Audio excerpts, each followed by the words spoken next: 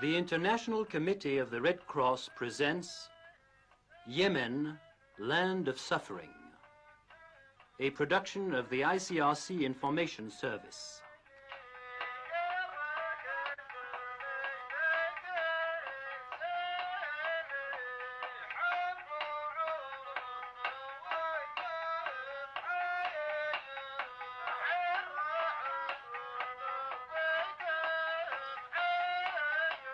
This is Sana'a, the capital of the new Arab Republic of the Yemen, one of the most picturesque towns in the world and one of the least accessible. The high surrounding mountains, although arid, account for this area's relatively healthy climate. 3,000 years ago, the Queen of Sheba reigned wisely over this land, which the Romans later called Arabia Felix, Happy Arabia.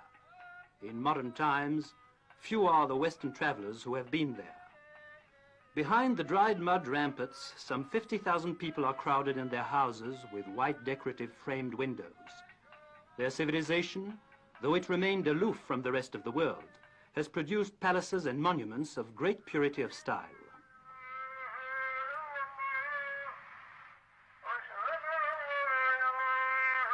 Who could remain indifferent to the beauty of the great mosque and its minarets, marvels of Zaydi architecture?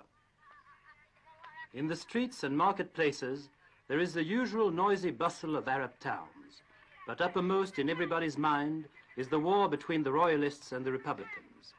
Towards the end of 1962, civil war broke out in the Yemen. World opinion was not unduly stirred, but the International Committee of the Red Cross undertook to bring assistance to the victims of this fratricidal struggle.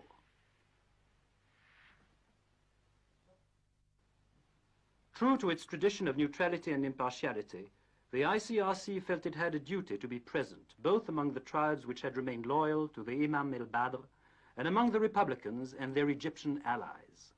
For many months, its two delegates at Sana'a have been successfully carrying out a difficult task.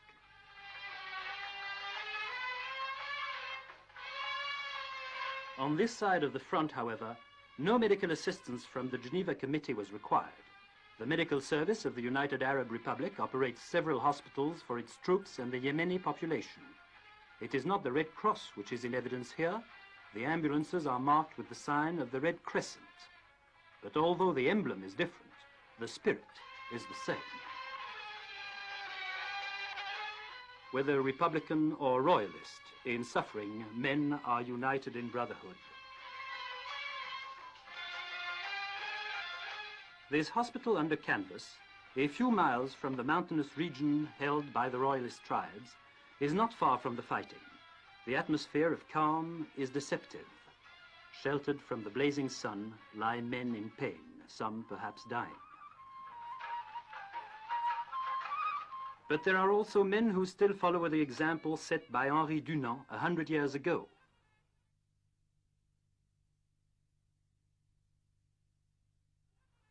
For these gallant stretcher-bearers, human fellowship is in the natural order of things. War raged long in this village not far from Sana'a. Some of the population fled as soon as the shooting began. Those left behind continue in dread to till the stony ground, while the elders pray to Allah for merciful intervention. Here too, war brings fear and suffering, famine and death. Ever since their arrival, the Egyptians have guarded the entrance to this huge pit to prevent the people from going to this foul quagmire. For generations, the local inhabitants have drawn water from it, oblivious of the deadly germs to which they were exposing themselves. Now, the medical service of the United Arab Republic brings the drinking water to the village every day, and the people all agree that water brought by lorry tastes better than water from a morass.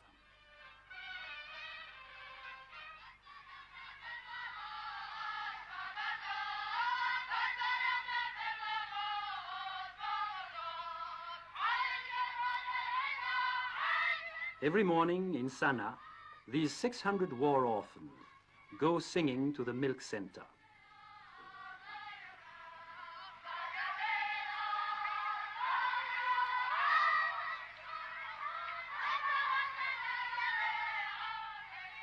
They too stricken by the ravages of war, are in need of assistance from the ICRC delegation. Previously, they were totally lacking in the very commodity which could do them most good, milk. On arrival at the milk center, the children patiently wait their turn in groups of 10. Watched by their guardians, who also welcome this godsend, they enjoy to the full this beverage to which the delegates from Geneva have added vitamins. To make up for the shortage of cups and glasses, sterilized empty food tins have been converted into drinking mugs.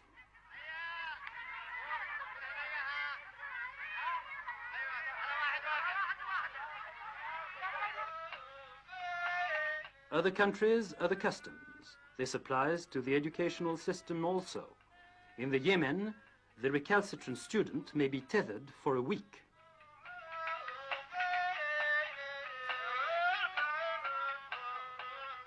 "200 boys are living in this palace at the Republican government's expense.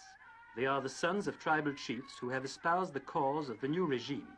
Their presence in the capital stems from a long tradition. Their position is similar to that of the pages, which in olden days the lords left with their sovereign as a pledge of loyalty." For these boys too, the ICRC has brought into Sana'a tons of powdered milk.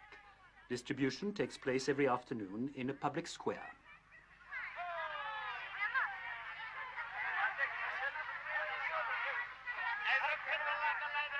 Tomorrow, these children of the young republic will form the elite of their country, which for centuries has remained on the fringe of progress.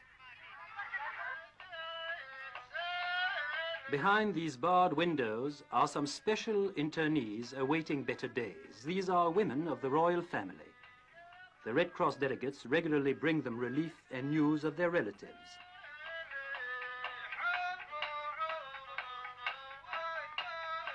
Assistance to prisoners of war is one of the ICRC's traditional tasks. Often, after lengthy negotiations, it manages to arrange for the liberation of some of them. What welcome the ICRC delegate receives when he brings to these men the news that they will be able to return to their own country. Their smile is his greatest reward.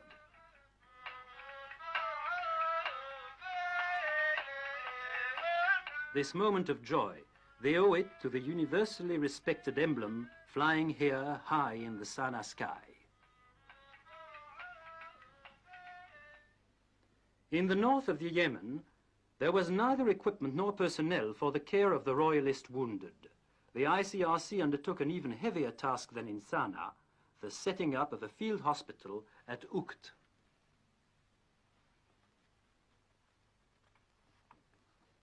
Here, among this outcrop of rocks, lies Ukt in the desert sands extending further than the eye can see across the Arabian Peninsula.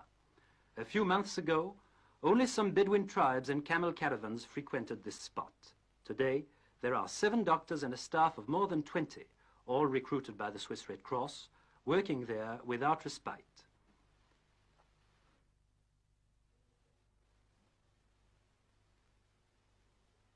Every day, the royalist wounded and sick converge upon this canvas village, making their way by lorry, camel, donkey or foot to this haven of human fellowship.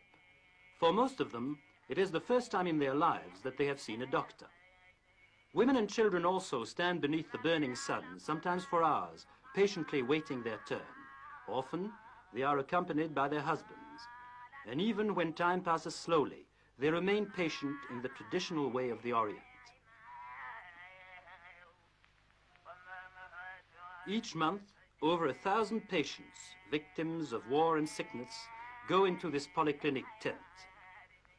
These veiled Bedouin women do not know what the ICRC is, but they know what it does, and that is why they come to Ukt.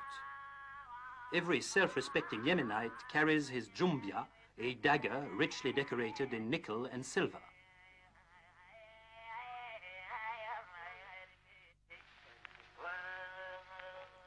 One of the most delicate tasks facing the head of the hospital is to maintain good relations with the local dignitaries. Today, they are bringing in a man who has had shrapnel in his thigh for several months. The limb is gradually becoming paralyzed. It must be operated upon tomorrow.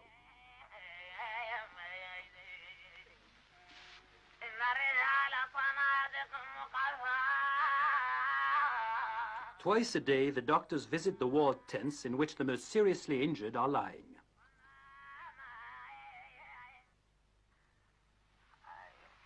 This young specialist in internal medicine, as he does his round with the medical orderly and an interpreter, is welcomed as a friend by these men who have been stricken by the misfortunes of war. There are as many sick as there are wounded, and diagnosis is often a very difficult matter. In this, the Arab interpreter's role is indispensable. Without him, it would take much longer to diagnose the case of malaria, bilharziosis, or stomach ulcers. The chronic malnutrition, which is the loss of these tribes, does not help matters. There are about 90 patients in the hospital, from the fighting area in the east and from isolated villages in the interior of the Yemen. Some toiled on foot for several days, running a fever of 104 degrees. Little did the ICRC know when setting up its field hospital among the population, whose conceptions are still medieval, that it would stimulate a new idea, the idea that sickness and injuries may be cured.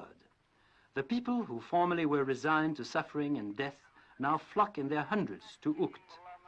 For these Yemeni, relief of suffering, healing and cure are miracles. Their gratitude to the doctors and nurses is touching to behold.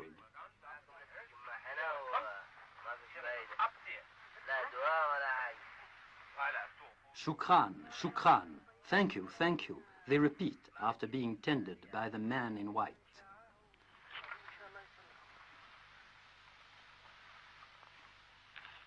In this sanctuary for the suffering, there are a number of cases of shock. They have lived through the nightmare of war, they have survived air raids, they have seen those dearest to them killed.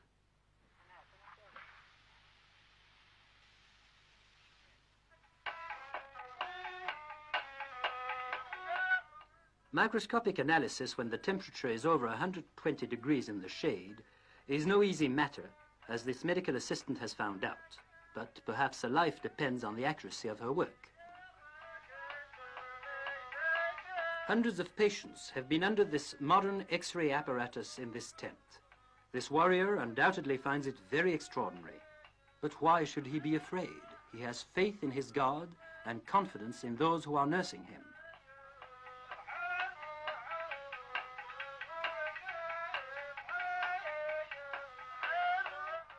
In this negative, as in others, the radiologist can read the misfortunes and suffering of the people.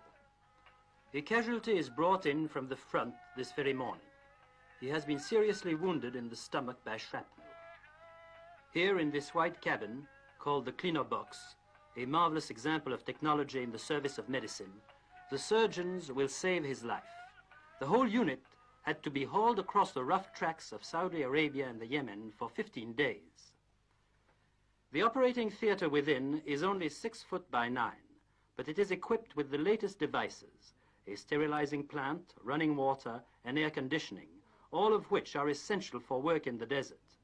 Now, with lancet, forceps, aseptic thread, and the other implements of his profession, the masked white-robed surgeon and his assistants carry out operations at Ukt, just like in any hospital in a modern city, whilst an anesthetist keeps a watchful eye on her apparatus. Several hundred surgical operations have been performed here. In order to undertake this humanitarian task, which it alone was able to assume, the ICRC relied on official and generous support in the land of Henri Dunant. Indeed, the Swiss Red Cross has supplied the largest part of the medical and technical staff working at Ukt. Other national Red Cross societies have sent doctors and nurses to lend their colleagues a hand. Lost in the vast expanse of desert wastes, these volunteers, doctors and assistants, accomplish a difficult but magnificent task.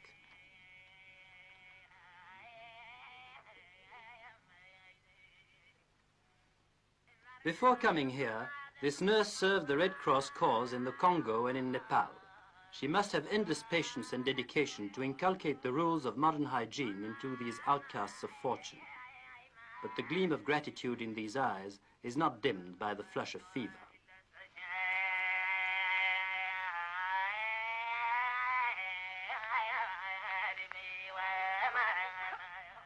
This Bedouin woman, the mother of several children, has seldom had an opportunity to wash with soap. This, for her, is indeed a luxury.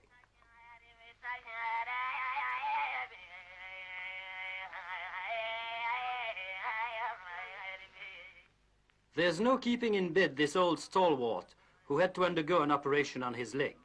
He soon became a popular figure in this little colony at Ukt.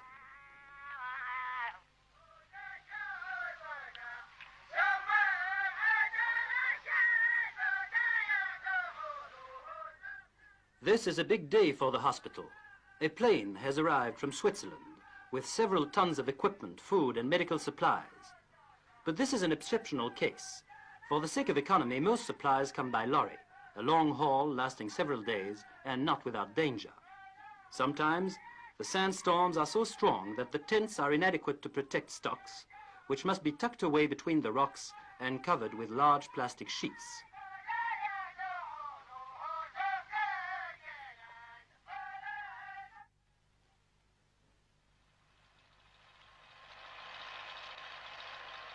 There are two electric generating units, one to operate the cleaner box, the other a source of power for the lighting in all the tents.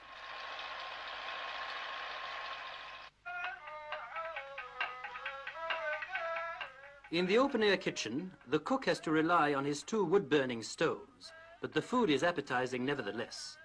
The main difficulty is the water supply. It never rains at Ukt, and the nearest well is 15 miles away. A water truck makes the trip every day to bring back the precious liquid.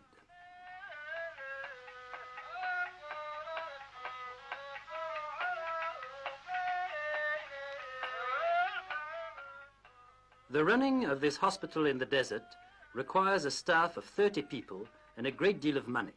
It also requires a high ideal, even for the most humble of chores. The stress of work and the tropical heat make it impossible for the members of the medical team to stay for more than 3 months at Ukt.